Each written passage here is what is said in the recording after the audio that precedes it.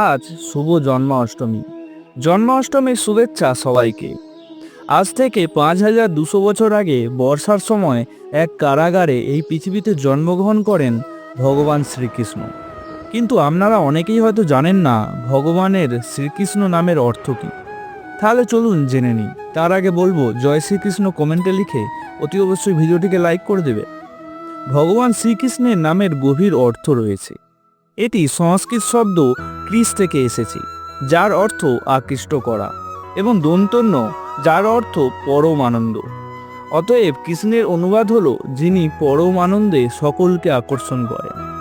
ভগবান কৃষ্ণকে প্রায়শই বাঁশি বাজানোয় চিত্রিত করা হয়, যা ঈশ্বরের ঐশ্বরিক আহ্বানের প্রতীক। তার বাঁশি বাজানোর ফলে বৃন্দাবনের গোপীদের উপর এক সম্মোহনী প্রভাব পড়ে, যা তাদেরকে ঐশ্বরিক প্রেমে তার দিকে আকৃষ্ট করে। এরকম অজানা ফ্যাক্টস ভিডিও থেকে চ্যানেলকে সাবস্ক্রাইব করে